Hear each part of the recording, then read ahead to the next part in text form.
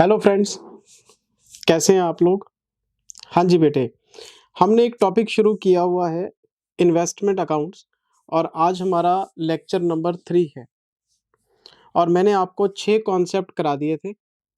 पहले लेक्चर में 4 कॉन्सेप्ट कराए, दूसरे लेक्चर में सिर्फ 2 कॉन्सेप्ट कराए और धीरे-धीरे क्वेश्चंस हम आगे बढ़ रहे हैं।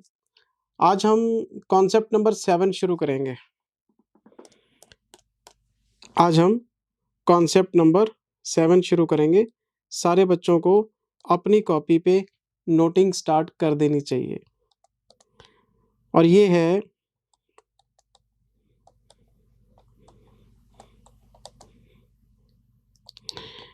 Important adjustments important adjustments in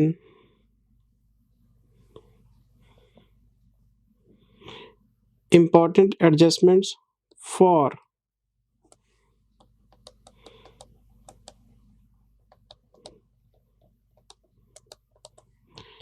investment in shares।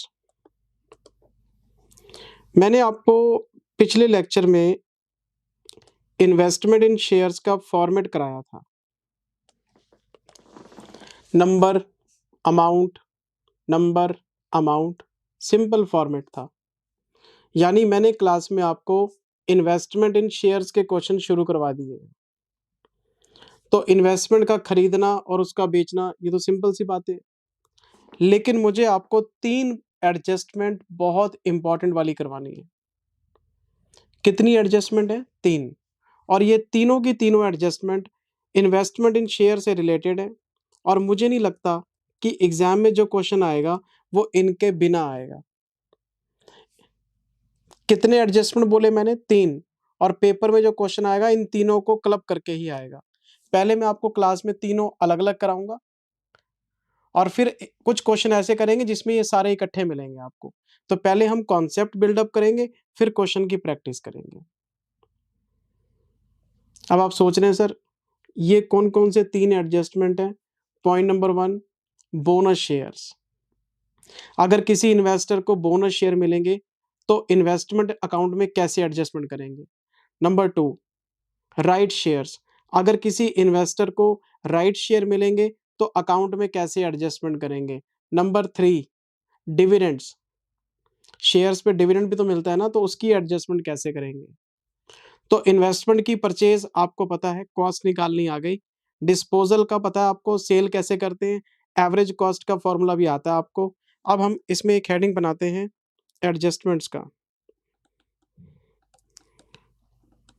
तो मुझे आपको याद रखना कॉन्सेप्ट नंबर 7 चल रहा है हमारा।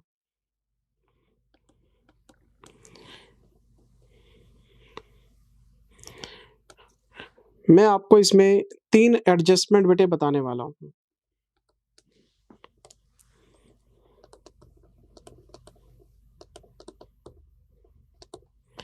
Adjustment number 1, bonus shares.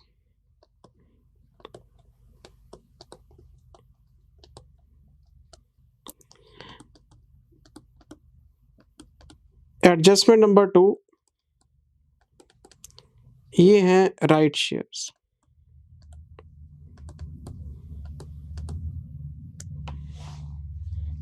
Adjustment number 3,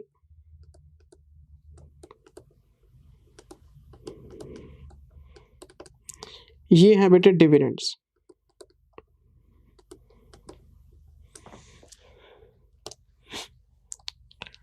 तो सबसे पहले हम शुरू करते हैं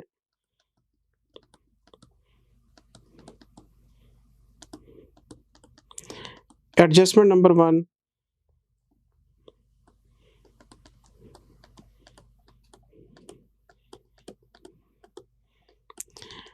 accounting for bonus shares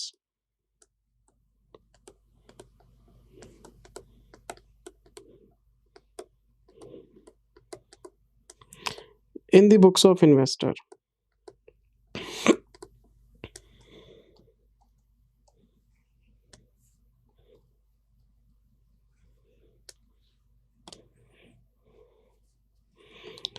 इस पे हमने लगाया टिक इम्पॉर्टेंट, ये इम्पॉर्टेंट है, ये भी इम्पॉर्टेंट है, ये वेरी वेरी इम्पॉर्टेंट है।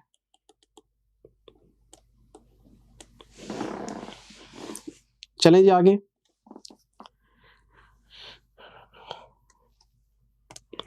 नोटिंग वोटिंग सब बंद। मेरी बात बेटे ध्यान से सुनना। अगर ये आने वाले 15 मिनट आपको समझ में आ गए कि मैं क्या बोलना चाहता हूं, तो आपके 5-6 प्रैक्टिकल क्वेश्चन निपट जाएंगे। 2-3 क्वेश्चन क्लास में कराऊंगा, 2-3 होमवर्क में दूंगा आज आपको। और अगर ये आने वाले 15 मिनट आपने मेरी बात ध्यान से नहीं सुनी, आप ये मान के चलना 5 से 6 क्वेश्चन आपके खराब हो जाएंगे। तो बात सुनना बहुत जरूरी है। एक इन्वेस्टर है जी, मिस्टर एक्स। इन्होंने 10,000 शेयर्स खरीदे in Tata Motors at the rate of 98 rupees. तो इसका मतलब ये हुआ कि 9,80,000 रुपए इन्होंने इन्वेस्ट किए। मैं जरा कैलकुलेशन करके देखूं, जरा मैं ठीक कह रहा हूं। 9,80,000 रुपए इन्होंने इन्वेस्ट किए। कब इन्वेस्ट किए? ये इन्होंने किए थे 11/22 को। और हुआ क्या, 15 जनवरी 2022 को टाटा मोटर्स ने अनाउंस कर दिया bonus eight the rate of 1:1। Tata Motors ने अपने शेयर होल्डर्स को 1:1 की रेशो में बोनस अनाउंस कर दिया।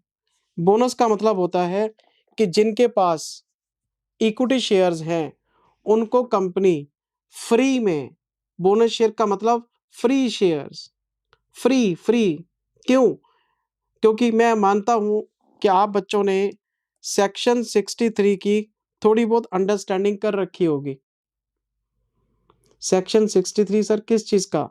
ये बेटे कंपनीज एक्ट का। कंपनीज एक्ट कौन सा? 2013? नहीं सर, हमें तो पता नहीं सेक्शन 63 क्या कहता है।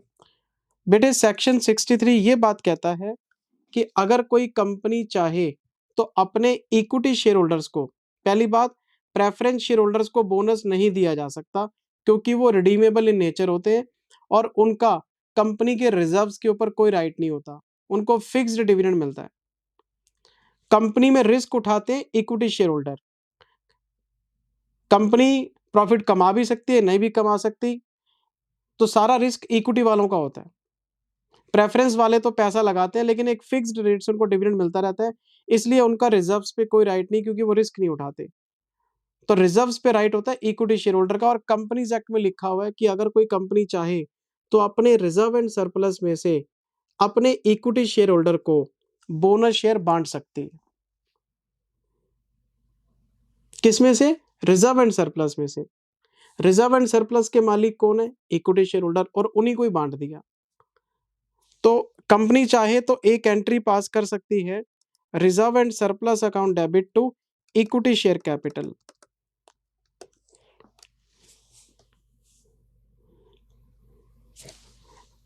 जब हम इस रिजर्व एंड सरप्लस को इक्विटी शेयर कैपिटल में कन्वर्ट करते हैं, हम इसको कहते हैं बोनस शेयर्स।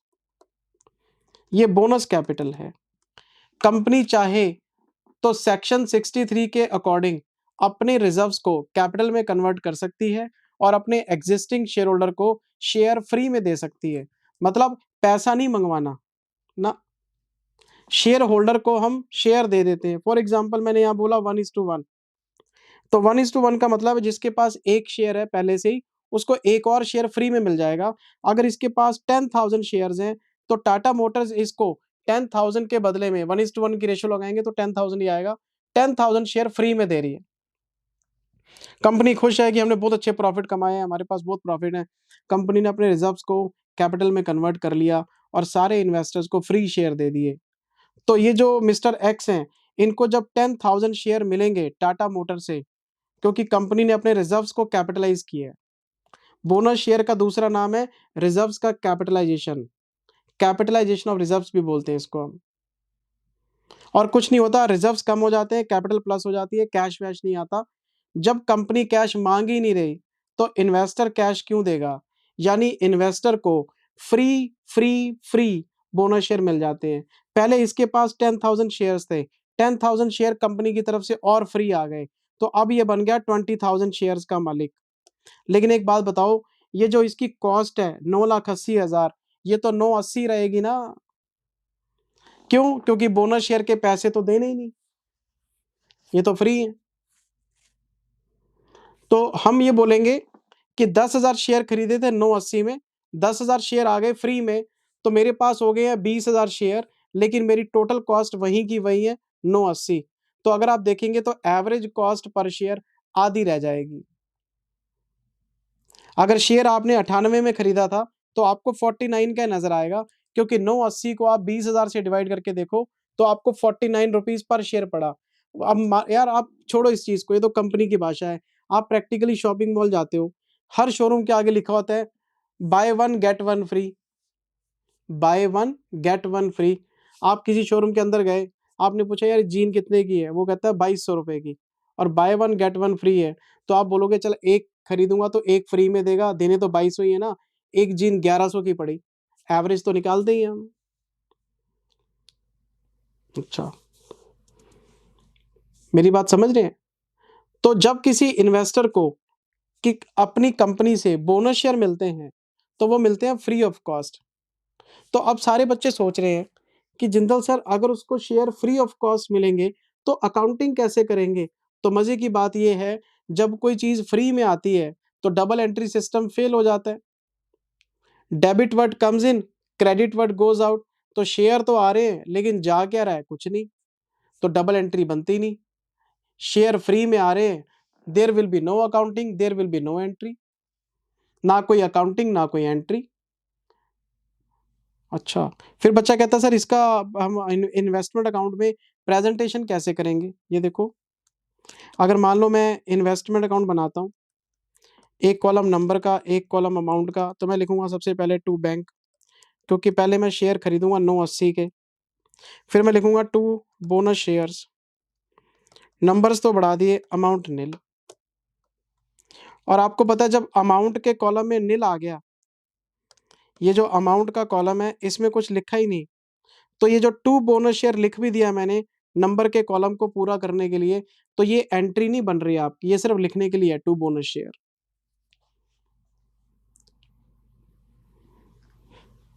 तो हम सिंपली इन्वेस्टमेंट अकाउंट में लिखेंगे टू बोनस शेयर, नंबर बढ़ा लेंगे, amount nil.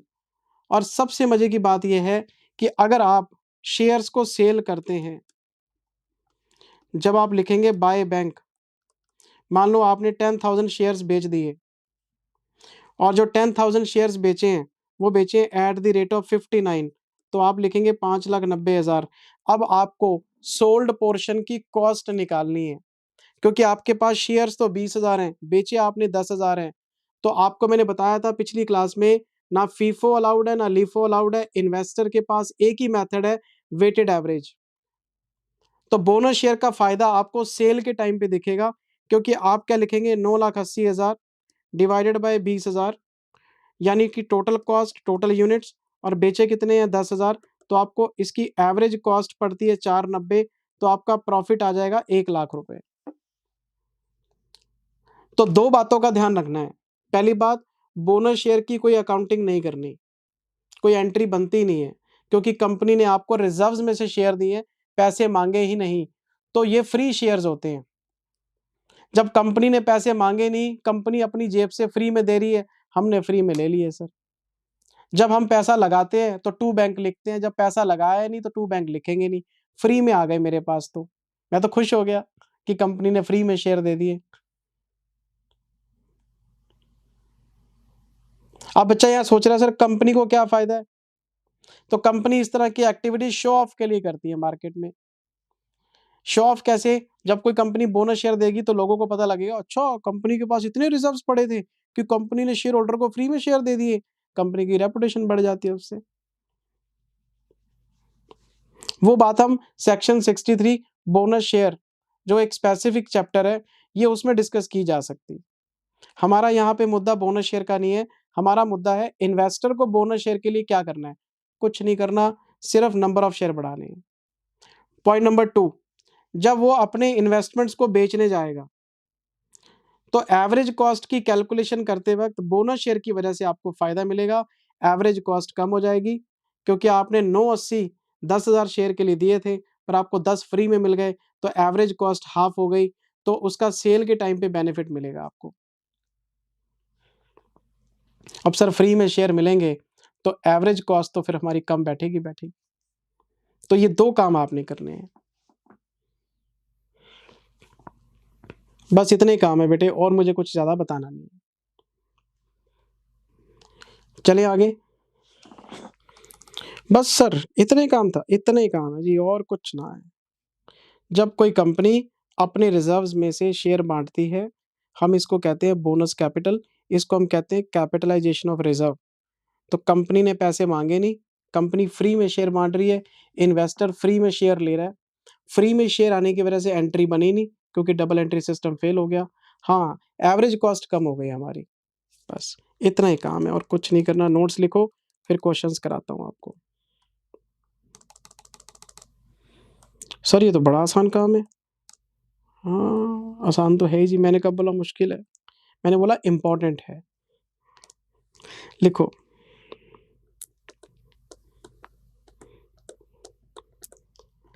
As per the provisions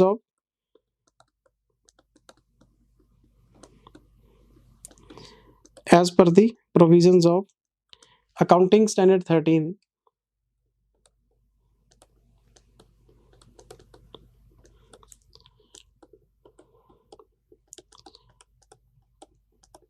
there will be no accounting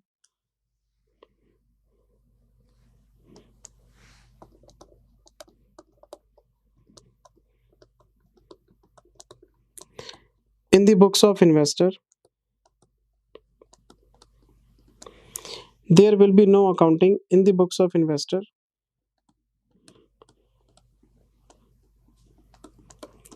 in relation to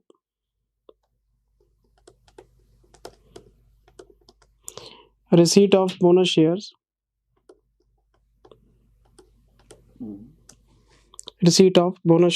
from company.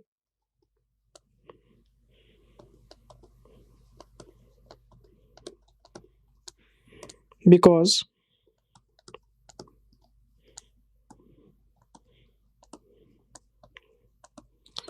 bonus shares are always issued by the companies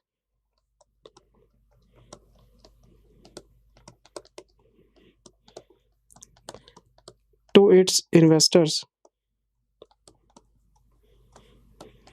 मैं बात कर रहा हूँ equity share holders की।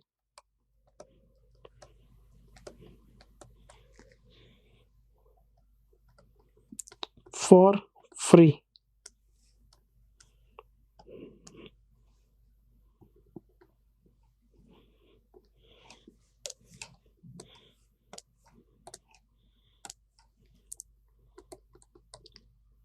It means that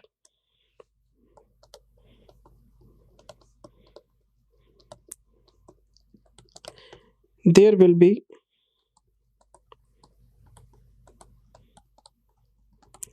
no further adjustment. There will be no further investment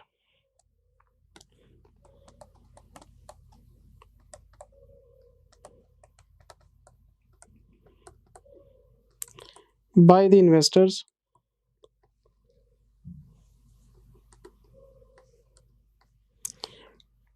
for bonus shares.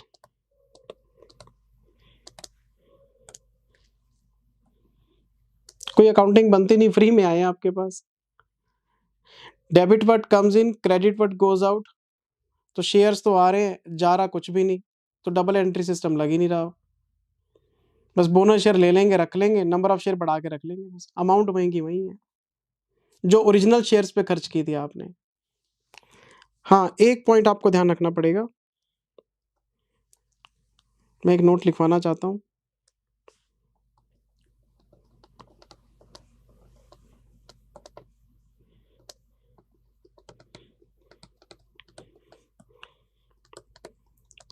After receiving bonus shares,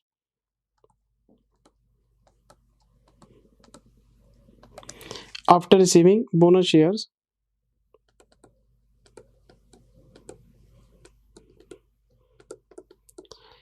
average cost per share,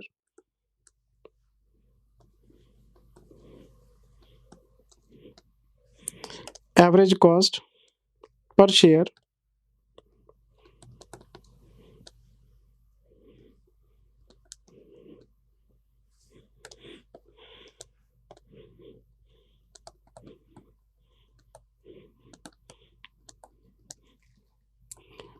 and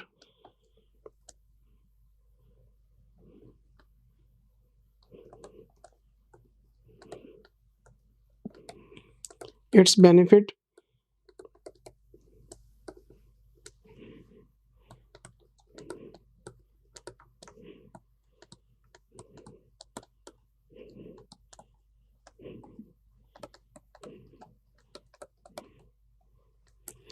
at the time of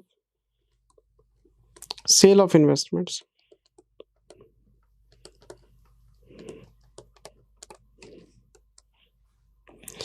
भाई average cost तो गिरेगी ना, जब आपने जब आपने bonus share के लिए कुछ पेमेंट ही नहीं करी और आपको फ्री में मिल गए, तो ओवरऑल शेयर्स तो बढ़ गए। ओवरऑल शेयर्स बढ़ने से डिनोमिनेटर बढ़ गया। भाई न्यूमरेटर में आपकी कॉस्ट तो वहीं की वहीं है, लेकिन डिनोमिनेटर में आपके नंबर ऑफ शेयर बढ़ गए, तो एवरेज कॉस्ट तो कम होगी। एवरेज कॉस्ट कम होगी तो सेल के टाइम पे प्रॉफिट बढ़ेगा, ये बात कह रहा हूं मैं।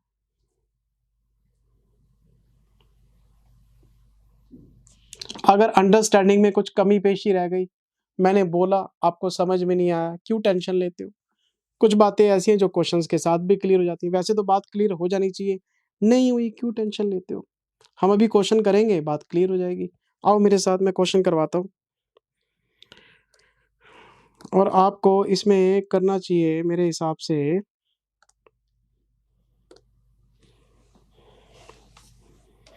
आपको इसमें करना चाहिए मेरे हिसाब से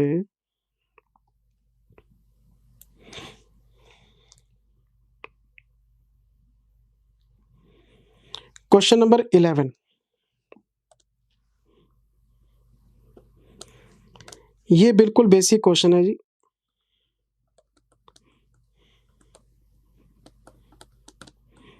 और इसमें सिर्फ और सिर्फ बोनस शेयर का ही कॉन्सेप्ट है। Basic question on bonus share.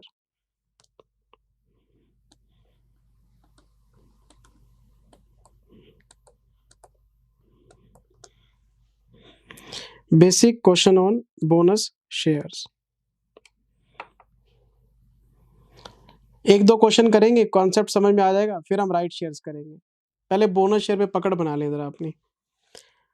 सारे बच्चे मेरे साथ क्वेश्चन रीड करना स्टार्ट करें, और अगर किसी बच्चे को क्वेश्चन पढ़ने के लिए टाइम चाहिए, वो मुझे पॉज कर ले और अपना क्वेश्चन सेल्फ रीड कर ले। जैसे आपने एडजस्टमेंट करनी है वैसे कर लो।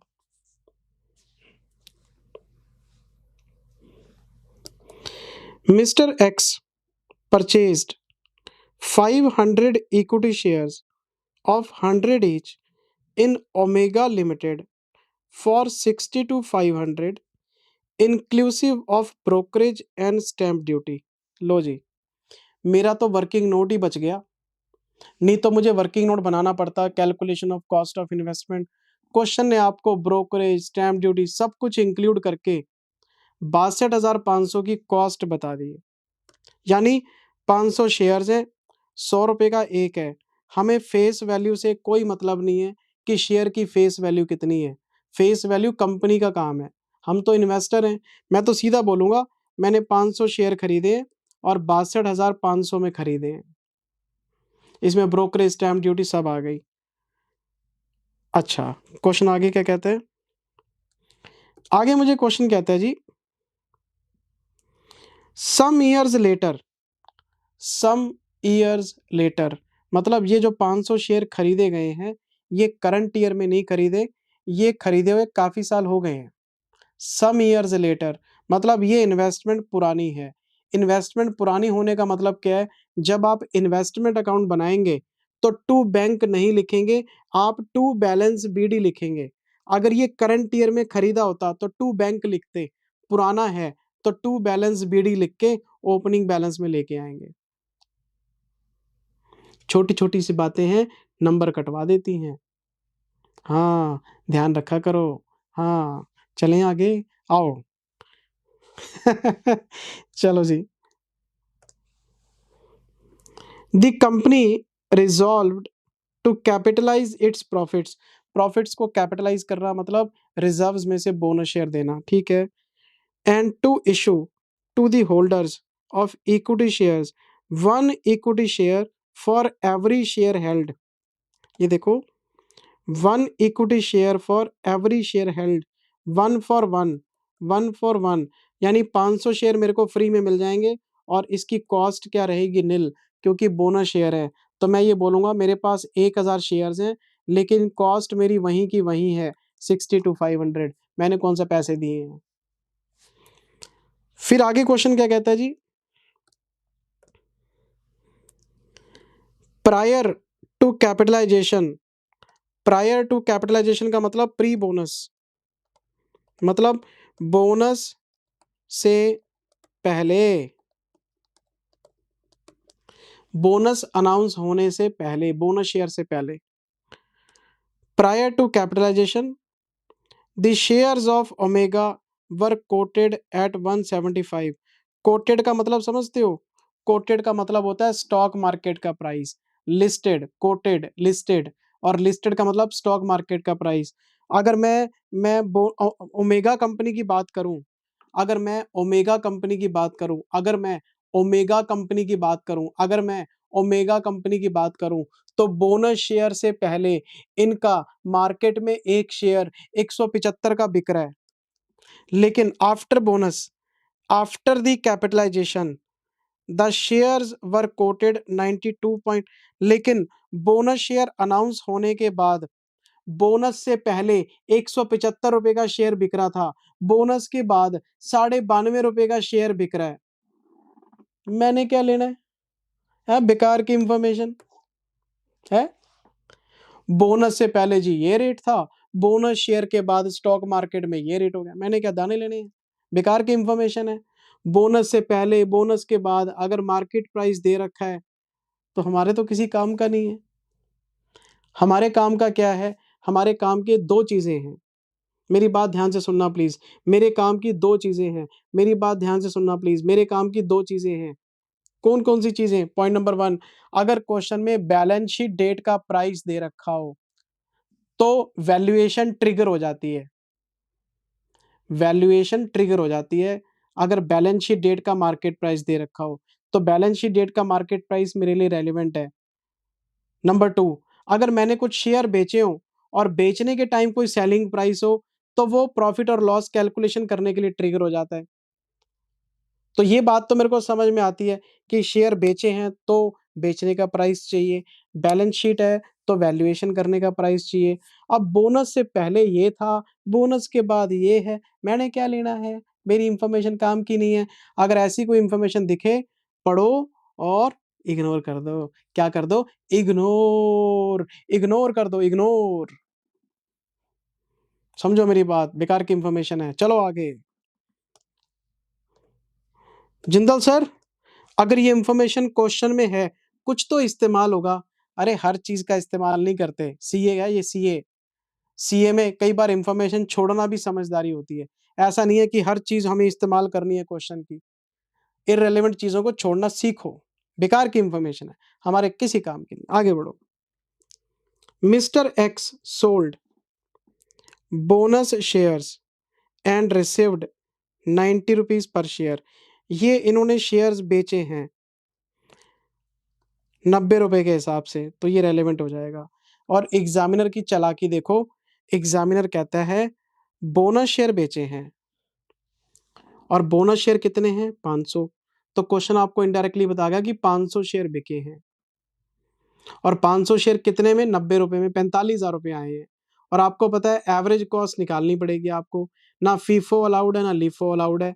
तो ये 62,500 डिवाइडेड बाय 1000 इंटू 500 शेयर बेचे हैं बोनस वाले, तो एवरेज कॉस्ट क्या पड़ती है 31,250।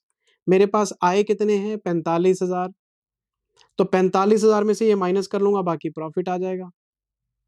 और एक बात और, अगर 1000 शेयर्स में से 500 शेयर बेच दिए तो 500 मेरे पास पड़े हैं, मैं उसको बाय बैलेंस सीडी लिख के बैलेंसिंग फिगर क्वेश्चन खत्म कर दूंगा।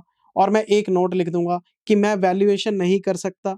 मैं वैल्यूएशन इसलिए नहीं कर सकता क्योंकि बैलेंस शीट डेट का मार्केट प्राइस मेरे पास नहीं है। जिंदल सर 92.5 रुपए हैं तो सही। अरे 92.5 रुपए बैलेंस शीट डेट का प्राइस थोड़ा ना है, ये तो बोनस के बाद बोनस से पहले वाली कहानी है। हमें क्या पता बोनस कब अनाउंस हुआ है, हम कैसे इस प्राइस को बैलेंस शीट डेट का मान लें।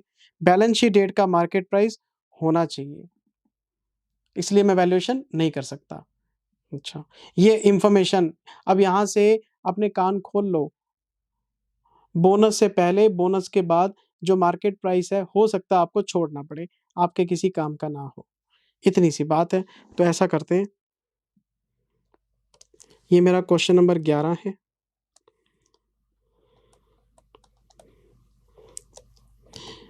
इन the books of mister x, in the books of mister x,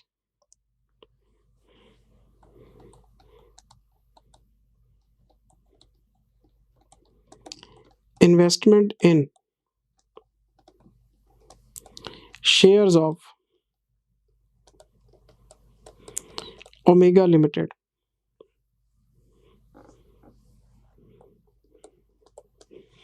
format तो बेटे आपको सबको पता ही है।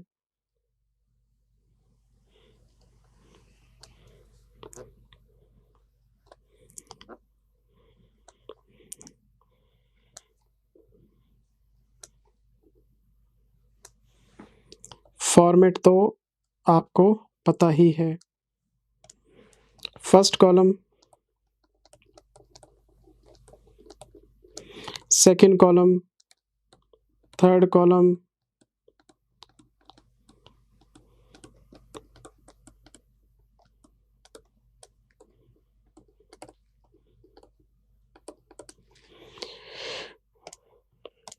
हम इसमें लिखेंगे सबसे पहले टू बैंक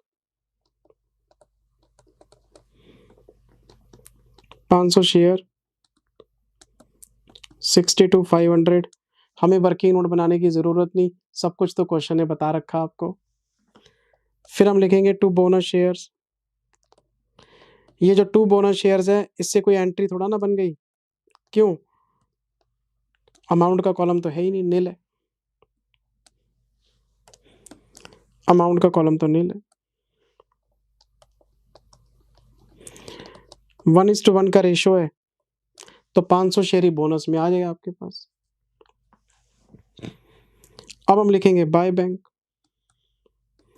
जब हम लिखेंगे बाय बैंक 500 शेयर है 45,000 रुपए,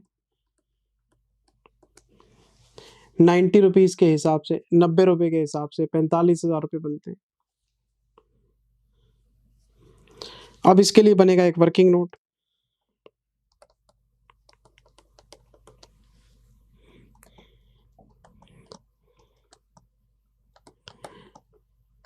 कैलकुलेशन ऑफ प्रॉफिट और लॉस ऑन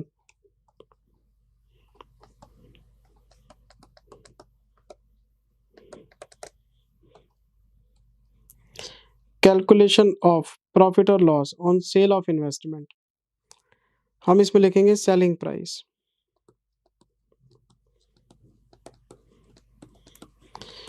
500 शेयर आपने बेचे हैं ₹90 के हिसाब से 45,000। ब्रोकरेज है क्या? नहीं है। तो सेलिंग प्राइस ही आपका नेट सेलिंग प्राइस है। जब बेचने पे कोई ब्रोकरेज कटी ही नहीं, तो पैसे पूरे मिलेंगे आपको। अब इसका कंपैरिजन किससे करेंगे हम? कॉस्ट फॉर सोल्ड पोर्शन, ये कैसे होगा? हमारा फॉर्मूला क्या था? वेटेड एवरेज कॉस्ट में total cost total units into sold units.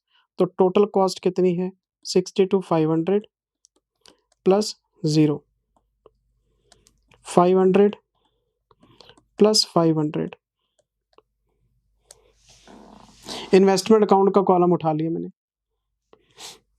ये 500 शेयर की कॉस्ट है, ये 500 शेयर की कॉस्ट है। तो इसमें से बेचे कितने हैं? 500। तो 31,250 लेस कर देते हैं, तो ये प्रॉफिट आ जाएगा।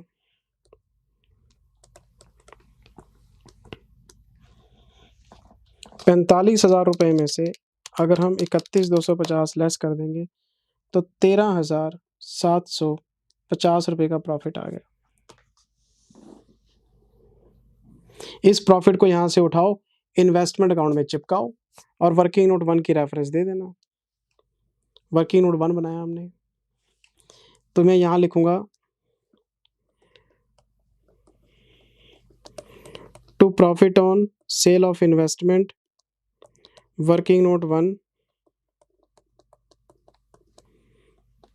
13750।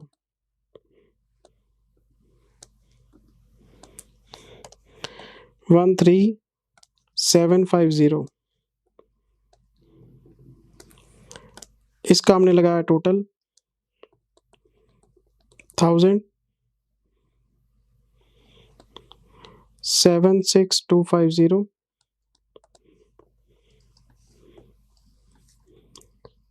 हमने इसका लगाया टोटल 1,000,76250।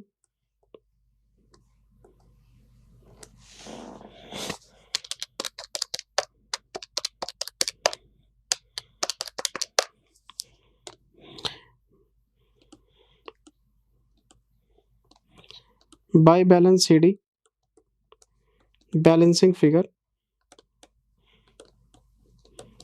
500 शेयर बचे हुए मेरे पास और 31,250 के हैं। हमें इस पे एक नोट लिखना पड़ेगा, ये नोट लिखना जरूर है।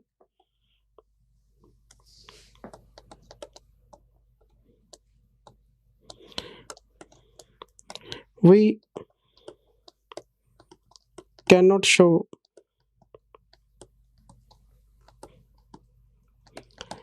valuation of investments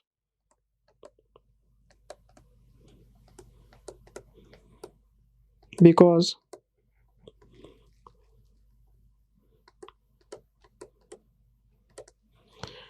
market price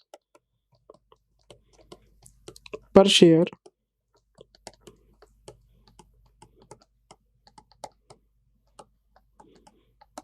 is not given in the question. Because market price per share is not given in the question.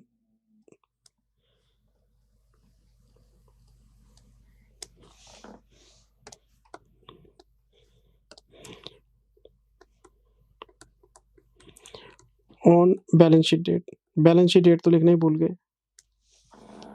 ये है जी क्वेश्चन। पिछली क्लास में टू बैंक बाय बैंक करना तो आपको आ ही गया था। आज हमने एक एंट्री और डाल दी, टू बोनस शेयर, बाकी तो सब सेम है। मैं एक क्वेश्चन आपको और कराता हूं, इससे आपकी प्रैक्टिस और साउंड हो जाएगी।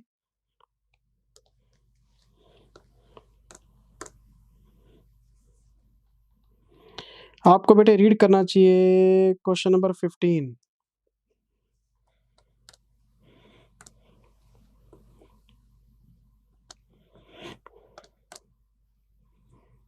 ये भी बेसिक क्वेश्चन है।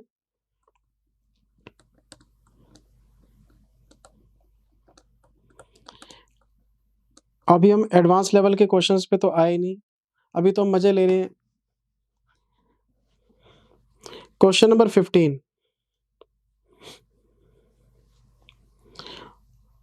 Question number 15। लेकिन 15 में एक पंगा है, अगर आप देखें तो 15 में एक पंगा है बेटे। Continuing with the example above, यानी कि 15th क्वेश्चन में जो इंफॉर्मेशन यूज करनी है आपने, वो क्वेश्चन नंबर 14 वाली करनी है। और क्वेश्चन नंबर 14 मैंने पिछली क्लास में कराया था आपको याद होना चाहिए। हमने 15 दिसंबर को एक शेयर खरीदे थे 8,20,000 के। फिर हमने 25 दिसंबर को शेयर खरीदे थे 14,76,000 के। सर हमें तो याद नहीं, एक क्लास में भूल गए, याद ही नहीं। अभी अभी पिछली क्लास में तो कराया था। नहीं सर हमें तो याद नहीं। कोई बात नहीं, मेरे पास तो फाइल है ना, ये देखो मैं आपको दिखाता हूँ अभी। ये राजी क्वेश्चन 14th, ये बना हुआ इन्वेस्टमेंट अकाउंट। 10,000 शेयर खरीदे थे 8/20 में 15 दिसंबर को। 15,000 शेयर खरीदे थे 14,76 के 25 दिसंबर को। फिर 15 फरवरी को बेच दिए थे 12,000 शेयर्स 12,41,100 के। मैं इस क्वेश्चन की बात कर रहा हूँ 14th क्वेश्चन की। तो मैं मान के चलता हूँ अब आपको क्लिक कर गया होगा कि मैं क्या बोलना चाहता हूँ। अच्छा सर, अब ये देखो 15th में क्या कहते हैं। इफ, एक कंडीशन लगा दी, if X Limited issues one bonus share for every 2 shares held on 2nd of Jan। इस क्वेश्चन में ध्यान देने वाली बात ये थी कि 10,000 शेयर्स हमने खरीदे थे 15 दिसंबर को। फिर 15,000 शेयर्स खरीदे थे हमने 25 दिसंबर को। और ये बोनस बता रहा है 2 जनवरी को, बोनस बता रहा है 2 जनवरी को। और हमने शेयर बेचे कब है? हमने शेयर बेचे थे 15 फरवरी को। मतलब सेल करने से पहले बोनस आ गया था, सेल करने से पहले बोनस आ गया था, सेल करने से पहले बोनस आ गया था, सेल करने से पहले बोनस आ गया था। इसका आंसर पे क्या इंपैक्ट पड़ेगा? प्रॉफिट बढ़ेगा। क्वेश्चन नंबर 14 में आपने इन्वेस्टमेंट को बेचने का प्रॉफिट 1,39,000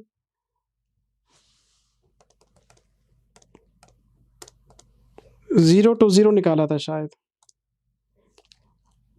हाँ जी, 1,39,020 निकाला था प्रॉफिट। अब ये प्रॉफिट बढ़ेगा। ये प्रॉफिट क्यों बढ़ेगा? आपके पास 25,000 शेयर थे, तो आपने सोल्ड पोर्शन की जो एवरेज कॉस्ट है वो 25,000 के हिसाब से निकाली थी। लेकिन अब क्या हुआ? आपको 12,500 शेयर का बोनस मिल गया।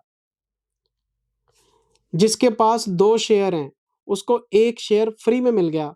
जिसके पास 2 हैं उसको 1 शेयर फ्री में मिल गया। तो जिसके पास 25,000 हैं उसको 12,500 शेयर फ्री में मिल गए। 2 के लिए 1 तो 12,500 25,000। अरे 2 के लिए 1 का मतलब 50% ना, तो 25,000 का 50% 12,500 शेयर आपको फ्री में मिल गए। तो आपकी जो कॉस्ट है वो पहले आपने 25,000 शेयर के हिसाब से निकाली थी, अब 37,500 के हिसाब से निकालेंगे। और मैं वही बात तो कह रहा हूं कि न्यूमरेटर में कॉस्ट तो बढ़ेगी नहीं, 0, लेकिन डिनोमिनेटर में नंबर ऑफ शेयर बढ़ गए, एवरेज कॉस्ट पर शेयर कम हो जाएगी। एवरेज कॉस्ट के कम होने से प्रॉफिट तो बढ़ेगा ही। तो ये 14th क्वेश्चन में बोनस डाल के देख रहे हैं कि प्रॉफिट पे क्या इंपैक्ट आएगा। तो सारा क्वेश्चन सेम रहेगा, 2 चीजें बदलेंगी। एक तो बोनस शेयर की एंट्री डालनी है आपने, और दूसरा प्रॉफिट और लॉस का वर्किंग नोट बनाना है। और मैं ये क्वेश्चन, मतलब इसमें मैंने काफी सारे वर्किंग नोट्स बना के दिए थे, मैं वर्किंग नोट्स दोबारा नहीं बना के दे रहा क्योंकि इसमें ऑलरेडी बने हुए हैं बेटे। तो एक क्वेश्चन को हम 2-2 बार करके टाइम वेस्ट क्यों करें? मैं उतनी ही बात लिखवाऊंगा जितनी रेलेवेंट है आपके लिए।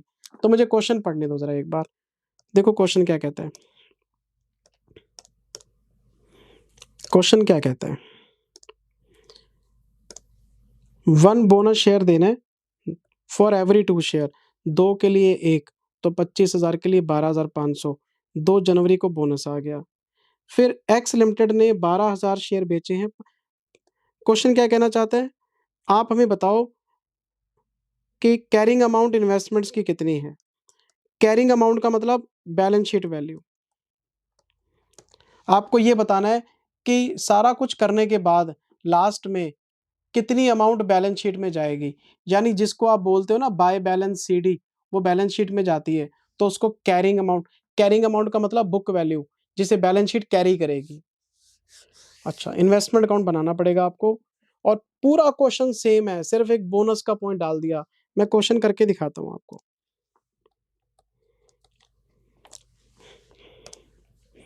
क्या नाम है जी इसका, A limited.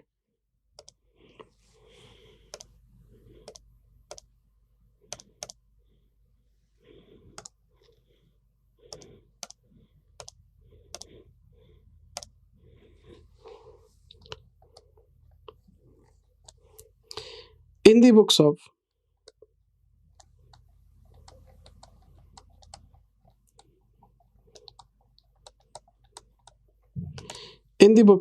A Limited,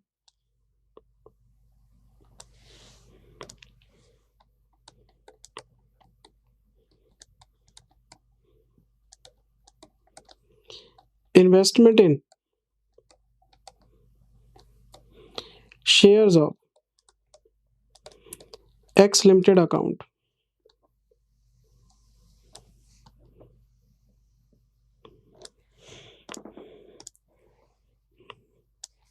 format तो आपको पता ही है।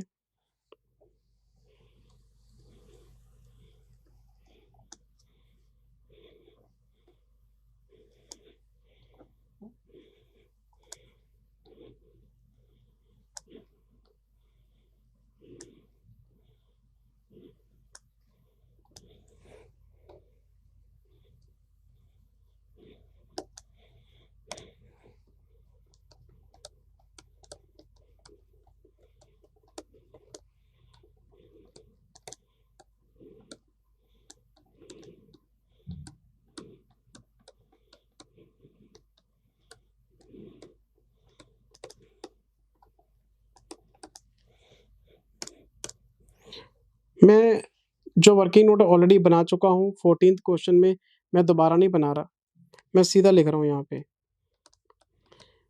15th of December 99 to bank. मैंने खरीदे थे बेटे 10,000 शेयर्स, और मैंने 8,20,000 का वर्किंग नोट आपको ऑलरेडी बना के दिया हुआ है। फिर मैंने खरीदे थे 25 दिसंबर को शेयर्स,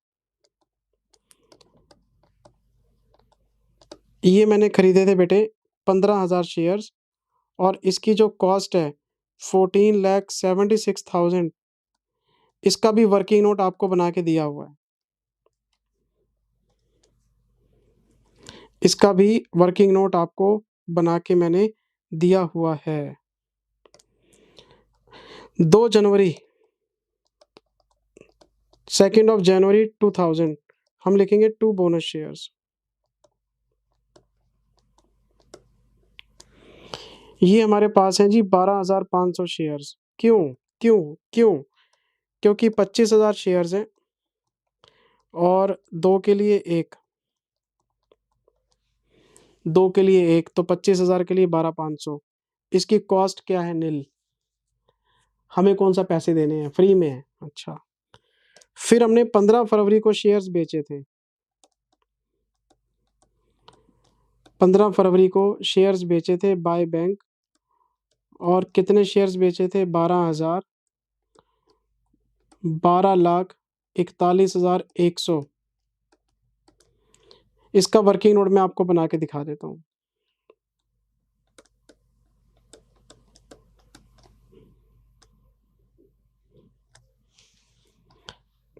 और 15 फरवरी को एक एंट्री और डलेगी। ये बात पहले भी हो चुकी कि अगर आपको डेट्स को इस तरह से लिखना अच्छा नहीं लगता तो डेट का एक कॉलम बना ले, नहीं तो ऐसे लिख देंगे, कोई दिक्कत नहीं है। To profit on sale of investment. इसके लिए हमें एक वर्किंग नोट तो बेटे बनाना पड़ेगा।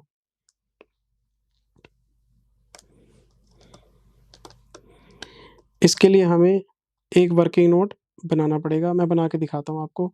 सारी एंट्रीज वही हैं, कुछ भी नहीं हुआ, सिर्फ एक बोनस शेयर बीच में आ गए और बोनस शेयर सेल से पहले आए हैं, तो एवरेज कॉस्ट गिरेगी और प्रॉफिट बढ़ेगा। तो अगर मैं इसमें आपको वर्किंग नोट बना के देता हूँ,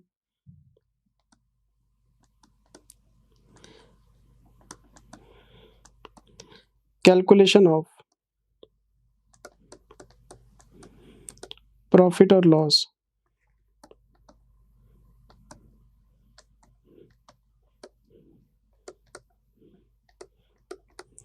on sale of investments.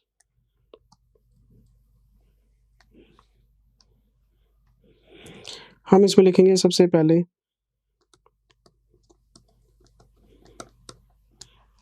Selling price 12,000 into 105, 12,60,000।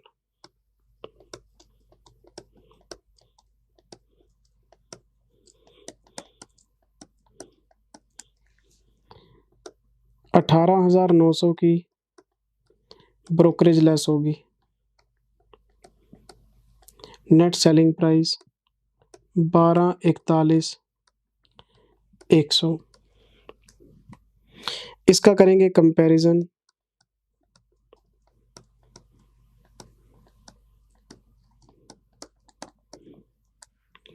Cost for sold portion, ये कैसे आएगा? यही तो मेन वर्किंग नोट है। 8,20,000 ये हमारी कॉस्ट 1 है। 14,76,000 ये हमारी कॉस्ट 2 है। नील ये हमारी कॉस्ट 3 है। ये हमने खरीदे थे 10,000 shares, unit 1 15,000 share, lot number 2 12,500 shares, lot number 3। तो ये बन जाएगी टोटल कॉस्ट। ये कुछ नहीं किया मैंने, टोटल कॉस्ट लिखी है। और ये भी मैंने कुछ नहीं किया, टोटल यूनिट्स लिखे हैं। घबराने वाली बात ही कोई नहीं है। मल्टीप्लाई करेंगे, सोल्ड सोल्ड सोल्ड कितने बेचे हैं? 12,000। बताओ कॉस्ट कितनी आई? 8,20,000, 14,76,000 डिवाइडेड बाय 37,500 इंटू 12,000। तो ये आ जाएगा बेटे 734,720। अच्छा, तो प्रॉफिट कितना आया फिर? प्रॉफिट काफ़ी हो जाएगा। 12,41,100 506,380।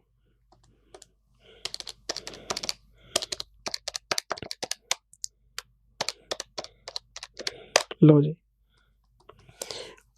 यही क्वेश्चन था, यही इंफॉर्मेशन थी, बस उसमें बोनस नहीं था। तो प्रॉफिट आया था 139,020 और अब प्रॉफिट आ रहा है 5 लाख के आसपास। बोनस शेयर का एवरेज कॉस्ट पे इम्पैक्ट आता है और उसकी वजह से प्रॉफिट बढ़ सकता है आपका।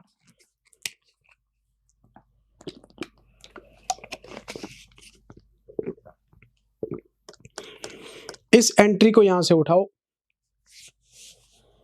इस एंट्री को यहां से उठाओ और इन्वेस्टमेंट अकाउंट में चिपकाओ। इस एंट्री को यहां से उठाओ, इन्वेस्टमेंट अकाउंट में चिपकाओ। यहां से उठाओ, वहां पे चिपकाओ, वहां पे चिपकाओ, वहां पे चमकाओ। अरे ये तो जुमला बन गया। यहां से उठाओ, वहां पे चिपकाओ। यहां लिखो 506,380। बेटे एजुकेशन वही जिसमें मज़ा आए, पढ़ाई वही जिसमें मज़ा आए, सब्जेक्ट वही जिसमें मज़ा आए। सीए बनना है और अकाउंट्स में मजा लेके नहीं पढ़े तो क्या पढ़े फिर, क्या फायदा। एक तो आपका टैक्स और एक आपका अकाउंट्स, ये दो चीजें तो बेटे आपको खुशी से पढ़नी चाहिए। 8,20,000 plus 14,76,000 plus 506380 total 2802,380।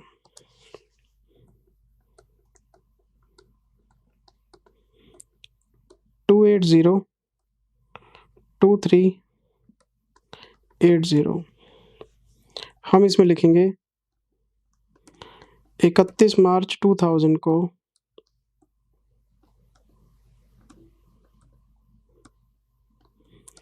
By balance CD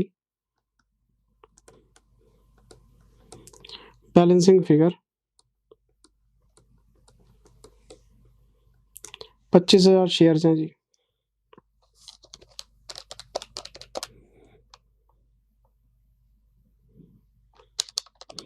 2802,380 minus 12411 15,61,280 रुपये। और एक नोट इस पे भी आएगा। कौन सा नोट? वैल्यूएशन वाला। Market price on balance sheet date is not given, so we can not show the valuation of investments. ये नोट तो आपने लिखना ही लिखना है जहां भी। अच्छा, in the given question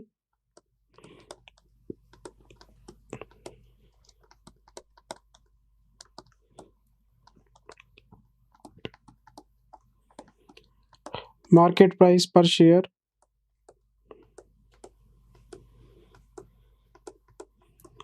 on balance sheet date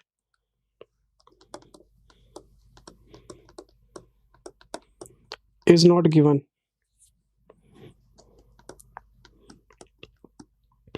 due to which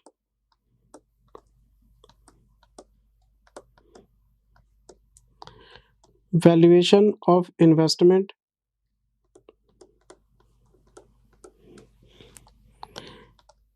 cannot be shown. Valuation of investment cannot be shown.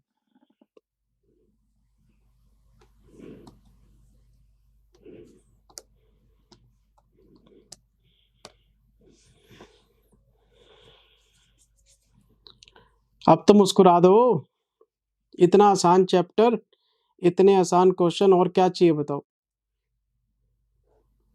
एक क्वेश्चन और कराना चाहता हूँ बेटे, एक क्वेश्चन बोनस शेयर पे और कर लो, फिर मैं आपको 2-3 क्वेश्चन होमवर्क में दे दूंगा और फिर हम राइट शेयर की तरफ आगे बढ़ेंगे। एक क्वेश्चन मेरे कहने पे और कर लो, शायद कुछ नया सीखने को मिल जाए। आप ऐसा करो, मेरे कहने पे क्वेश्चन नंबर 10 रीड कर लो बेटे, और इस पे आप लगाओ टिक इम्पोर्टेंट। मैं 5 मिनट रुकूंगा। ये लो, मैंने पेन नीचे रख दिया, क्योंकि मैं चाहता हूं कि आप सारे बच्चे इस क्वेश्चन को केयरफुली पढ़ें। आप इसको सेल्फ रीड करें, टाइम दे रीडिंग को। मेरे को कोई जल्दबाजी नहीं, मैं बैठा हूं आराम से। आप क्वेश्चन पढ़ो, फिर मैं आपको सॉल्व करके दूंगा। मैं चाहता हूं कि आप 5 मिनट सेल्फ रीडिंग को दो, फिर मैं पढ़ाता हूं आपको। और अगर इस क्वेश्चन पे मैं इंपॉर्टेंट टिक मार्क कर रहा हूं तो कोई ना कोई पॉइंट तो है। पढ़ो बेटे इस क्वेश्चन को। इस क्वेश्चन को करते ही 2-3 क्वेश्चन होमवर्क में चले जाएंगे और मैं नए कॉन्सेप्ट पे आ जाऊंगा। पढ़ो बेटे पढ़ो, मैं आराम से बैठा हूं, मैं कहीं नहीं जा रहा। लो, मैं बोलूंगा ही नहीं।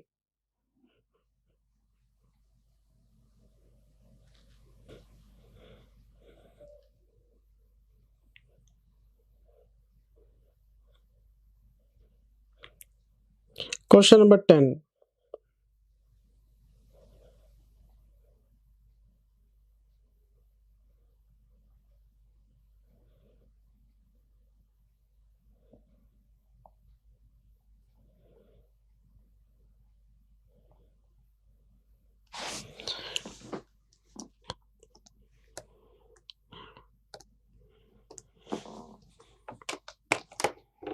चलो ऐसा करना, अगर आपको क्वेश्चन पढ़ने के लिए और टाइम चाहिए ना, मुझे पॉज कर लो, मैं क्वेश्चन पढ़ना जरा स्टार्ट करता हूँ।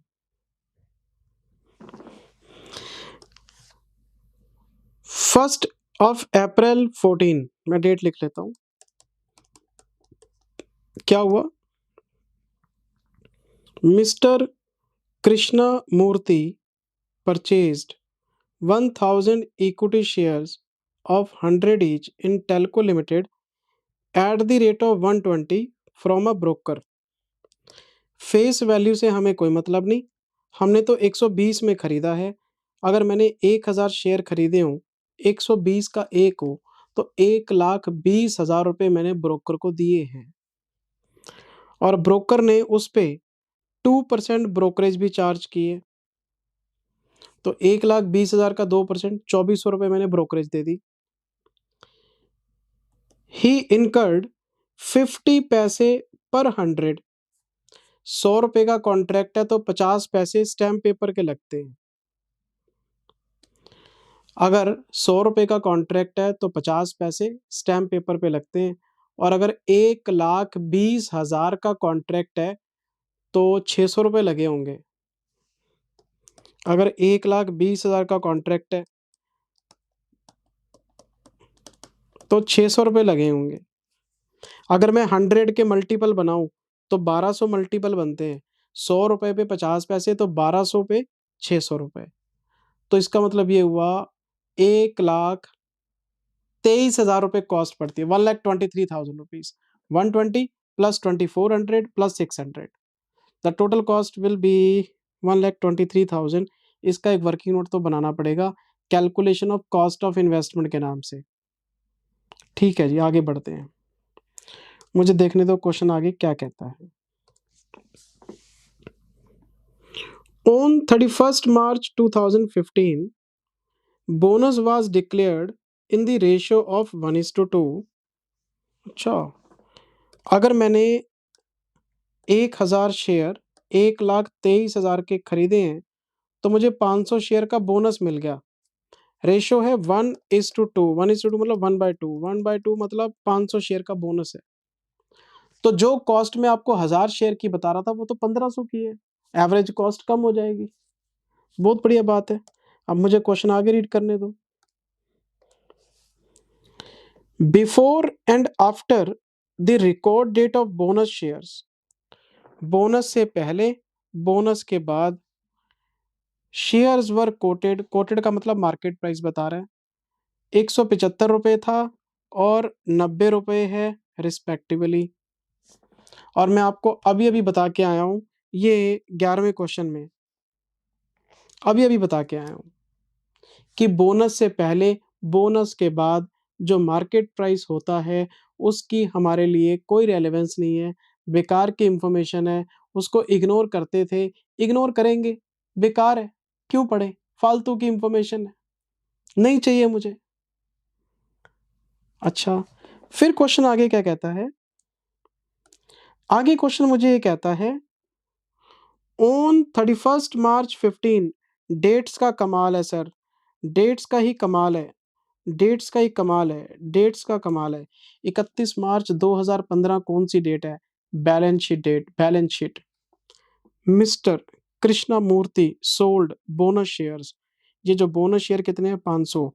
कृष्णा मूर्ति ने बैलेंस शीट डेट को, कृष्णा मूर्ति ने कृष्णा मूर्ति ने कृष्णा मूर्ति ने बैलेंस शीट डेट को 500 शेयर बेच दिए। किसको बेच दिए? ब्रोकर को। और उसने ब्रोकरेज कितनी ले ली? 2%। लेकिन सेलिंग प्राइस कहाँ है? सेलिंग प्राइस तो है ही नहीं। शेयर तो बेचे पर सेलिंग प्राइस ही नहीं है। जब सेलिंग प्राइस नहीं है तो ब्रोकरेज कहाँ से माइनस करोगे? आपको नेट सेलिंग प्राइस पता ही नहीं लग पाएगा। आप प्रॉफिट और लॉस कैसे निकालोगे? इसके लिए अब आपको अपने ज्ञान के चक्षु खोलने पड़ेंगे सर। अच्छा, सावधानी हटी, दुर्घटना घटी। डेट बताओ क्या है? मुद्दे की बात पे आओ। जिंदल सर, डेट है 31 मार्च। मैं फालतू की बात करूंगा ही नहीं, मैं मुद्दे की बात करूंगा। शेयर्स कब बेचे हैं? 31 मार्च को। मुझे प्लीज बताना ध्यान से, पूरा मन लगा के, ये जो बोनस अनाउंस हुआ था, ये बोनस कौन सी डेट को अनाउंस हुआ था? अरे बाप रे बाप! बैलेंस शीट डेट को ही। उत्तरी, यानी इस क्वेश्चन में बोनस शेयर की डेट बैलेंस शीट डेट है। इन्होंने जो बोनस अनाउंस किया वो बैलेंस शीट डेट से पहले नहीं किया। इन्होंने जो बोनस अनाउंस किया वो एग्जैक्टली बैलेंस शीट डेट को किया। इससे क्या फर्क पड़ेगा? पड़ेगा। अगर बैलेंस शीट डेट को बोनस अनाउंस हुआ है तो ये जो क्वेश्चन आपको बता रहा था ना, आफ्टर बोनस 90 रुपीज का मार्केट प्राइस है, ये वाला 90 रुपीज। तो ये जो बोनस के बाद 90 रुपीज का मार्केट प्राइस है, ये इंफॉर्मेशन मेरे लिए इररेलेवेंट होती थी, लेकिन इस क्वेश्चन में रेलेवेंट हो गई। क्यों? क्योंकि बोनस की डेट है 31 मार्च, तो बोनस के बाद जो 90 रुपए का प्राइस है वो भी 31 मार्च का होगा। अगर वो 31 मार्च का है तो दो कैलकुलेशन ट्रिगर हो गई। आपको सेलिंग प्राइस मिल गया बैलेंस शीट डेट को सेल के लिए, और आपको बैलेंस शीट डेट का जब प्राइस पता है कि 90 रुपए है आफ्टर बोनस, तो वैल्यूएशन भी करके दिखानी पड़ेगी आपको। एग्जामिनर की चालाकी देखो आप, उसने आपको जानबूझ के बोनस की डेट बताई कि बैलेंस शीट डेट को बोनस है जी, और वो इंफॉर्मेशन लिख गया बोनस से पहले जी 175 था, बोनस के बाद 90 है। बच्चा कहता है जिंदल सर ने बताया था क्लास में ये इंफॉर्मेशन तो बेकार होती है, उसने पढ़ा, इग्नोर कर दिया। ये बात बिल्कुल ठीक है, इग्नोर कर दो, लेकिन इस क्वेश्चन में रेलेवेंट हो गई सिर्फ डेट की वजह से। तो 31 मार्च बोनस की डेट है, तो 90 रुपए का जो मार्केट प्राइस है आफ्टर बोनस वो इनडायरेक्टली 31 मार्च का ही है, और उसको हम दो जगह इस्तेमाल कर सकते हैं, सेल में भी और वैल्यूएशन में भी। चालाकी देखो आप एग्जामिनर की, मजा आ गया सर। और अगर मैं बोनस की डेट काट देता हूं, ये लो, मैं बोनस की डेट काट देता हूं, ये क्वेश्चन हो ही नहीं सकता, क्योंकि आप सेल तो कर रहे हैं लेकिन सेलिंग प्राइस नहीं बता रहे, तो मैं प्रॉफिट और लॉस कैसे निकालूंगा? तो एग्जामिनर ने जानबूझ के नहीं बताया सेलिंग प्राइस की ढूंढो, तो ढूंढ लिया हमने। तो जो इंफॉर्मेशन इररेलेवेंट थी वो डेट्स की वजह से इस क्वेश्चन में रेलेवेंट हो गई। तो मैं क्या करने वाला हूं, मैं आपको क्वेश्चन नंबर कौन सा करा रहा हूं, 10।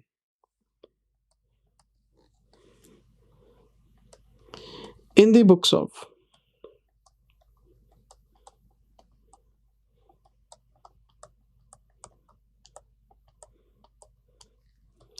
in the books of Krishnamurti,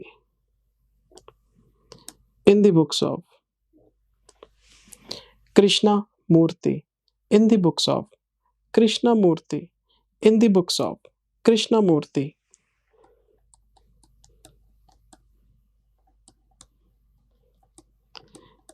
investment in shares of Telco Limited। Format सारे बच्चों को पता ही है।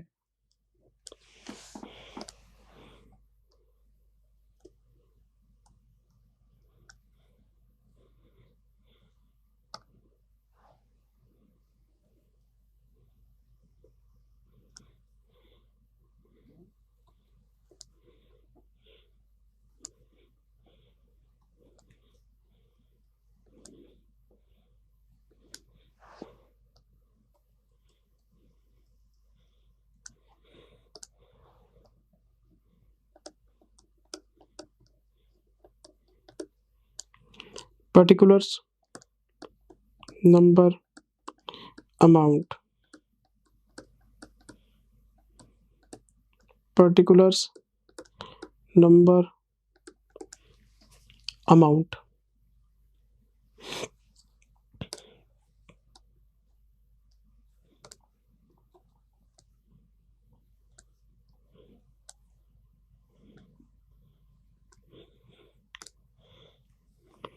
डेट बताओ sir. 1/4/2014,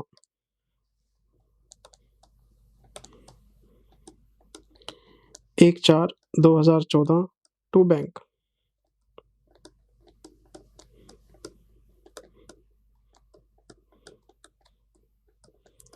working note 1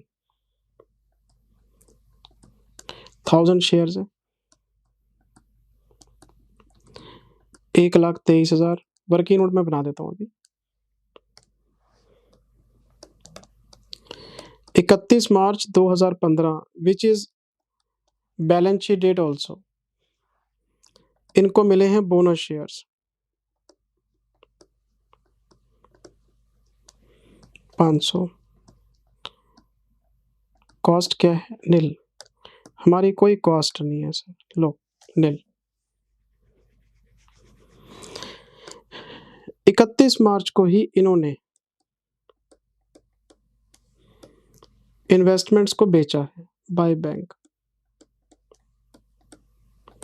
working note number 2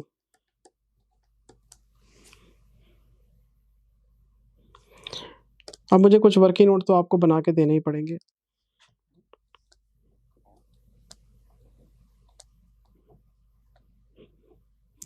ये पहला क्वेश्चन है जिसमें आप वैल्यूएशन करना सीखोगे। इन्वेस्टमेंट अकाउंट के साथ साथ आपको आइडिया लग जाएगा कैसे करते हैं। लो जी, मैंने बनाया first working note.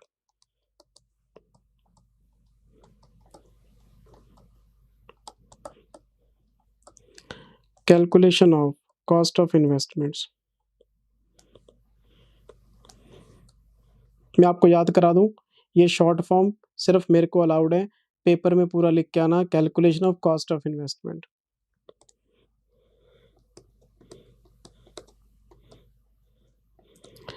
Purchase price 1000 shares खरीदे हैं आपने, 120 रुपए के हिसाब से खरीदे, 1,20,000 तो ये बनते हैं। Brokerage eight the rate of 2%, 2400 रुपए की ब्रोकरेज बनती है।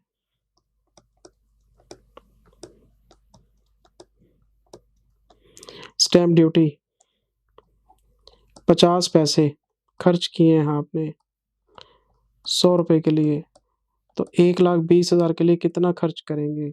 600 रुपए।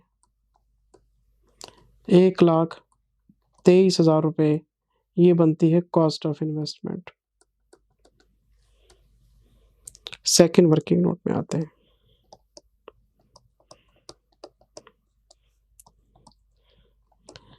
कैलकुलेशन ऑफ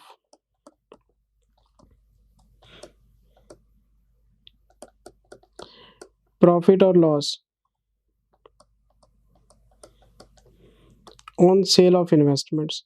मैं आपको एक बार फिर याद करवा दूं, ये SOI मेरे को अलाउड है, आपको नहीं है। आपको सेल ऑफ इन्वेस्टमेंट पूरा लिखना है, भूला मत करो, ठीक है ना? ये तो काम गड़बड़ हो जाएगा। सेलिंग प्राइस हमने बेचे हैं 500 शेयर 90 रुपीज, 45,000 रुपये। 90 रुपये क्यों यूज़ किया? रीज़न बता चुका हूँ। बोनस की डेट है बैलेंस शीट डेट, तो बोनस के बाद वाला जो प्राइस है वो बैलेंस शीट डेट का क्लोजिंग प्राइस है, उसी पे शेयर बिके होंगे। क्योंकि सेल करने की डेट भी 31 मार्च है, बोनस की डेट भी 31 मार्च है, तो एग्जिस्टिंग रेट 90 रुपये का है। वैल्यूएशन भी 90 रुपये पे होगी, क्योंकि बैलेंस शीट डेट को ही सब कुछ हो रहा है आपका। मैं ब्रोकरेज माइनस करूंगा यहाँ से। Brokerage eight the rate of 2%, 900 रुपये की ब्रोकरेज लेस कर दो, तो ये आ जाएगा NSP 44,100। इसका हम करेंगे comparison. Cost for sold portion, cost for sold portion, cost for sold portion कैसे आएगा? 1,23,000 प्लस करेंगे नील, ये हैं 1000 शेयर्स, ये हैं 500 शेयर्स, ये बन गई total cost, total unit into sold unit. Sold वाले बताओ कितने, 500। वैसे तो 41,000 बनेंगे, मुझे पता है। लो जी 41,000। प्रॉफिट बताओ बेटे कितना आया।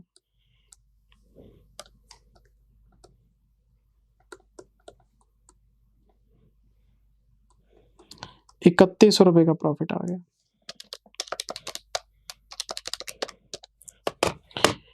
यहां से प्रॉफिट को उठाओ, ऊपर चिपकाओ, यहां से उठाओ ऊपर चिपकाओ, यहां से उठाओ ऊपर चमकाओ। लो जी सारी इंफॉर्मेशन आपके पास है ही। 500 शेयर बेचे हैं,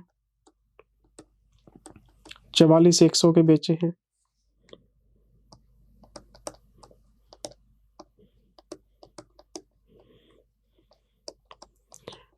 to profit on sale of investment,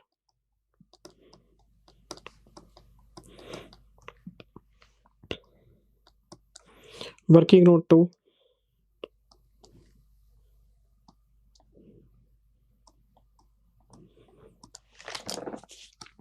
₹3100 का प्रॉफिट है।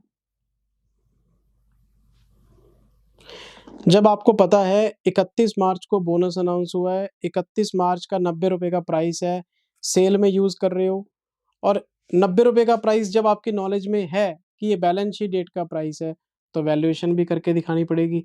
अब आपको पता है वैल्यूएशन कैसे होती है। वैल्यूएशन के लिए आपको पहले अपना ये कैलकुलेटर रफ में चलाना पड़ेगा।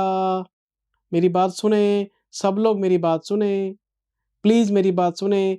वैल्यूएशन कैसे करते हैं मैं बता रहा हूँ। पहले इस वर्किंग नोट को हम एक रफ कैलकुलेशन करते हैं। रफ कैलकुलेशन का मतलब इसका टोटल मारा हमने 1,23,000 और 3,100। इसका रफ टोटल लगाया 1,26,100, ये माइनस कर लिया। तो एक रफ कैलकुलेशन लगा के हमें पता लग गया कि यहाँ पे 82,000 है और यहाँ पे 1,000 है। ये एक रफ कैलकुलेशन है। अगर इस क्वेश्चन में वैल्यूएशन नहीं करते तो मैं क्या लिख रहा होता, by balance CD balancing figure 1,000 share 82,000 रुपए के, टोटल मार के क्वेश्चन खत्म, पैसा हजम। मैं बाय बैलेंस सीडी लिखता कि नहीं लिखता। तो एक तरह से मैंने बाय बैलेंस सीडी निकाल लिया कि 1,000 शेयर बैलेंस में आ रहे हैं, 82,000 बैलेंस में आ रहा है। लेकिन आपको पता है बैलेंस शीट डेट को 90 रुपए का प्राइस है आफ्टर बोनस, तो 1000 शेयर का 90 रुपए के हिसाब से कितना बनता है, 90,000 रुपए। कॉस्ट कितनी है, 82,000, which is coming in your account as a balancing figure. तो 82,000 और 90,000 विच एवर इज लोअर, 82,000। तो कोई वैल्यूएशन लॉस है ही नहीं। तो जो दिख रहा है आपको 82,000 एज इट इज आ जाएगा, लेकिन आपको वर्किंग नोट तो दिखाना पड़ेगा। तो पहले आपको क्या करना है, एक रफ कैलकुलेशन करके कैलकुलेटर पे दिखना पड़ेगा कितने यूनिट्स हैं और कितने रुपए के पड़े हैं। एक तरह से बाय बैलेंस सीडी निकाल लो रफ फिगर में, और फिर सीधा यहाँ पहुंचो, वर्किंग नोट 3 में पहुंचो। वैल्यूएशन ऑफ इन्वेस्टमेंट, फिर आप यहां पहुंचो, valuation of investments on 31 March 2015, और आप इसमें लिखो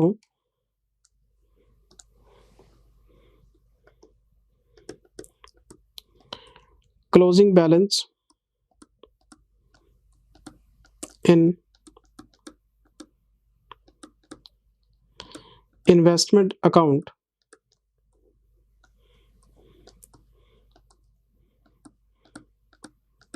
as a balancing figure.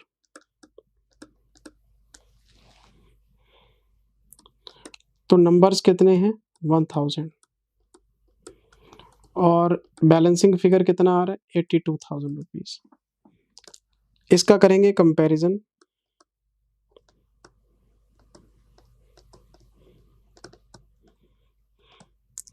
Market value as on balance sheet date, तो 1000 इंटू 90, ये बनते हैं 90,000 रुपए। विच एवर इज लोअर,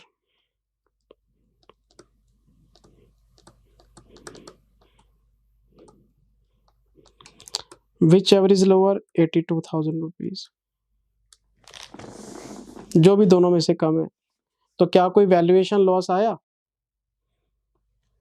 कोई एंट्री बनेगी? बाय बैलेंस शीट लिख दो और वर्किंग नोट के रेफरेंस डाल दो बस। अब हम बैलेंसिंग फिगर नहीं लिखेंगे क्योंकि हमें पता है वैल्यूएशन करके लाए हैं। तो आपको क्या लिखना पड़ेगा यहाँ पे,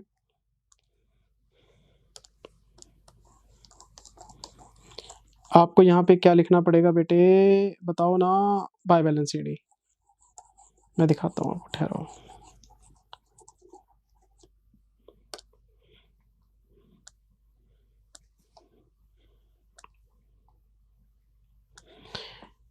मैं लिखूंगा 31 March 2015 by balance sheet, working note 3 valuation के थ्रू लेके आया हूँ मैं बैलेंसिंग फिगर क्यों लिखूंगा, 1000 82,000 टोटल।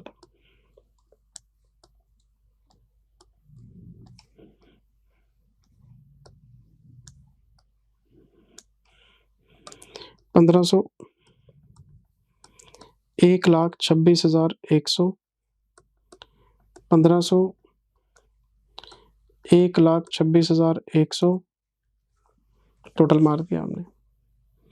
ये था क्वेश्चन, और इस क्वेश्चन में मेन पॉइंट क्या था, बैलेंस शीट डेट का एक छुपा हुआ पॉइंट जो नजरअंदाज किया तो क्वेश्चन खत्म हो गया, क्वेश्चन सारा बर्बाद हो जाएगा। डेट का कमाल था इस क्वेश्चन में। जिंदल सर क्या इस पे कोई नोट पेपर में लिख के आना पड़ेगा? अरे नहीं नहीं, एग्जामिनर को पता है कि सारा खेल बैलेंस शीट डेट को चल रहा है, कोई नोट वोट लिखने की जरूरत नहीं, सॉल्व कर दो बस आप। चलें आगे। अब मैं आपको दो क्वेश्चन होमवर्क में दे रहा हूं जो बिल्कुल सेम है। एक तो है क्वेश्चन नंबर 7 और एक है क्वेश्चन नंबर 20। ये दो क्वेश्चन मैं आपको होमवर्क में दे रहा हूँ, 7 और 20 ये आपको सेल्फ करने हैं। और मैं एक बार क्वेश्चन नंबर 20 आपको दिखा देता हूँ, उसमें आपको कंफ्यूजन नहीं आना चाहिए, फिर क्या फायदा मुझे व्हाट्सएप करोगे डाउट्स में, है ना। ये देखो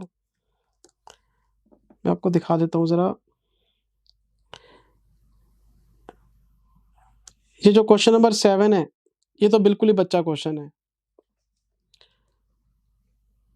7th में कोई डाउट नहीं आएगा आपको, थोड़ी सी प्रॉब्लम 20 में आ सकती है, मैं पहले ही बता देता हूँ। इसमें अगर आप देखें क्वेश्चन आप कर लेना, होमवर्क में है,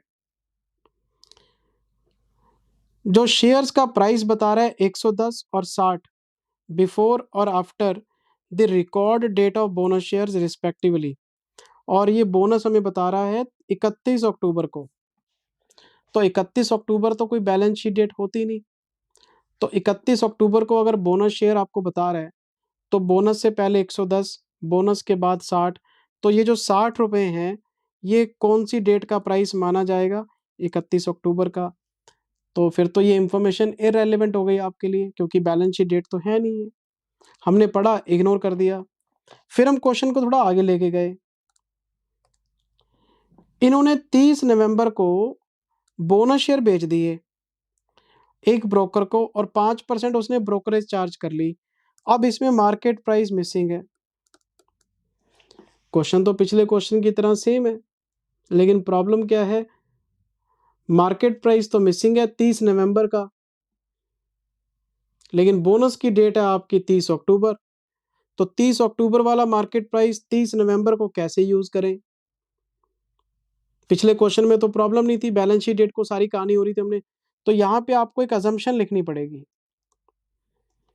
ये पेपर में मस्ट हो जाएगा अब आपके लिए। और क्या अजम्पशन लिखेंगे कि ये जो 60 रुपए का प्राइस है, ये जो 60 रुपए का आफ्टर बोनस प्राइस है, ये अभी भी स्टिल एग्जिस्ट्स। क्योंकि अगर आप ये अजम्पशन नहीं लेते फिर ये क्वेश्चन हो नहीं पाएगा, क्योंकि क्वेश्चन में आपको सेलिंग प्राइस दे नहीं रखा। तो सेलिंग प्राइस, सेल कौन से शेयर की है, बोनस शेयर, तो बोनस के बाद वाला जो प्राइस अवेलेबल है उसको यूज कर लो, गाड़ी पंचर हो गई है स्टेपनी यूज कर लो, मजबूरी है सर, क्या करें। और अगर इसमें सेलिंग प्राइस होता तो मैं ये जो लाइन है 110 और 60 कांटा मार देता, बेकार की लाइन है मेरे लिए। मजबूरी में भी काम चलाना पड़ सकता है। एक और बात बताता हूं, you are required to prepare investment account in the books of mister Mishra for the year. अच्छा, दिसंबर की क्लोजिंग है और आपको इन्वेस्टमेंट अकाउंट बनाना है, और क्वेश्चन जाते जाते कह गया, इतना गंदा एग्जामिनर मैंने अपनी लाइफ में नहीं देखा। कहता है closing value of investment shall be made at cost और market value whichever is lower. कहता है आप वैल्यूएशन करके दिखाओ। इस गधे के बच्चे को कौन बताए कि वैल्यूएशन तो तू मांग रहा है हमसे 31 दिसंबर की, तो क्या 31 दिसंबर का मार्केट प्राइस दिया? क्या मार्केट प्राइस 31 दिसंबर का है? चलो 30 नवंबर का नहीं था, हमने दिल पे पत्थर रख के अजम्पशन ले ली कि चलो 60 रुपए ही होगा। अब 31 दिसंबर को फिर ये वैल्यूएशन मांग रहा है और प्राइस नहीं बता रहा। दिल पे एक बार फिर पत्थर रख लो कि वो जो 60 रुपए का प्राइस है आफ्टर बोनस वाला, वो 30 नवंबर को भी है और 31 दिसंबर को भी प्रिवेल करता है। तो 60 रुपए लेके ही सेल दिखा दो, 60 रुपए लेके ही वैल्यूएशन दिखा दो जो बोनस के बाद वाला प्राइस है, क्योंकि मेरे पास कोई हल नहीं है। वैल्यूएशन भी मांग रहा है, सेल भी कर रहा है, सेल अलग डेट को है, वैल्यूएशन अलग डेट को है, और प्राइस हम कौन सा यूज कर रहे हैं? अक्टूबर वाला। क्या करें? एग्जामिनर ने क्वेश्चन फ्रेम कर दिया, आंसर तो देना पड़ेगा आपको। तो एक अजम्पशन और लिखनी पड़ेगी, और वो क्या अजम्पशन है कि 60 रुपए को हमने एज्यूम किया है कि वो बैलेंस शीट डेट को भी एग्जिस्ट करता है, इसलिए वो सेल में भी यूज होगा, वैल्यूएशन में भी यूज होगा। जय श्री राम बोलो। इसलिए मैंने क्वेश्चन नंबर 20 में आपको पहले बता दिया। अब आपने अब आपने इन क्वेश्चंस को करने का तरीका सीख लिया है। मैंने आपको पहला क्वेश्चन कराया, बोनस से पहले बोनस के बाद, ये इंफॉर्मेशन मैंने काट दी क्योंकि उसमें सेलिंग प्राइस मेंशन्ड था। फिर मैं क्वेश्चन आगे बढ़ा, 31 मार्च को ही बोनस हो रहा है, 31 मार्च को ही आपका सेल हो रही है, और 31 मार्च को ही आपकी वैल्यूएशन हो रही है। तो 31 मार्च का प्राइस था आफ्टर बोनस वाला, तो लॉजिक बनता था कि लॉजिकल है यार, बढ़िया है, ये तो पॉइंट बहुत बढ़िया सीखा। लेकिन क्वेश्चन नंबर 20 में तो हद कर दी, कॉन्सेप्ट्स की ऐसी की तैसी, अजम्पशन लेके बनाना पड़ेगा आपको, क्योंकि 60 रुपए के अलावा मेरे पास पूरे क्वेश्चन में कोई प्राइस ही नहीं है, ना सेलिंग प्राइस बता रहा है, ना वैल्यूएशन प्राइस बता रहा है। तो जो इंफॉर्मेशन अवेलेबल है उसके अकॉर्डिंग बना दो। ये बात आपको बताने के लिए मैंने ये बात डिस्कस कर ली, नहीं तो फिर आप मेरे से डाउट पूछते कि सर इसमें तो प्राइस ही नहीं है। तो 60 रुपए मान के काम चला लो। जय श्री राम बोलो। अब मैं आपको 2 क्वेश्चन होमवर्क में दे चुका हूँ, 7th एंड 20th, प्लीज कर लेना। तो मैंने सोचा तो यही था कि मैं आपको आज राइट शेयर भी कराऊंगा, लेकिन कोई बात नहीं, पेन ड्राइव क्लास है। अगर आपको लगता है आप नहीं थके तो अगला वीडियो देख लो। ये जरूरी थोड़ा ना कि फेस टू फेस क्लास है और बच्चा 150 किलोमीटर, 100 किलोमीटर, 50 किलोमीटर ट्रैवल करके आया है और उसको 3 घंटे का आउटपुट देना ही देना है। आप घर बैठे पेन ड्राइव क्लास देख रहे हो, तो ये जो मैं छोटे छोटे वीडियोस दे रहा हूँ, ये मैं पता क्यों देता हूँ? ताकि आपका मनोबल बढ़े। अगर मैं आपको 4 घंटे का वीडियो रिकॉर्ड करके थमा दूंगा ना, आपके फ्यूज उड़ जाएंगे। तो 1.5 घंटे के वीडियोस नहीं यार, 1.5 घंटे की हो गई, एक और देख लेते हैं। तो ये आपको मोटिवेट करता है अगले वीडियोस को देखने के लिए। अगर आपको लगता है आप नहीं थके हैं, आप अगला वीडियो देख लें, और अगर आपको लगता है नहीं यार बहुत हो गया, अब मस्ती मारनी है, तो अगला वीडियो बाद में देख लेना। तो नेक्स्ट वीडियो में मैं आपको adjustment number 2 right share, adjustment number 3 dividends, और जब मैं डिविडेंड पे आऊंगा, इन्वेस्टमेंट का फॉर्मेट चेंज हो जाएगा, एक कॉलम और बनना शुरू हो जाएगा डिविडेंड्स के नाम से। जय Shri Ram. Thank you very much, take care, bye bye. Next video में बात करेंगे अगले कॉन्सेप्ट्स के ऊपर। प्लीज यहां तक रिवाइज कर लेना बेटे। Bye bye, love you all, homework कर लेना। Bye bye.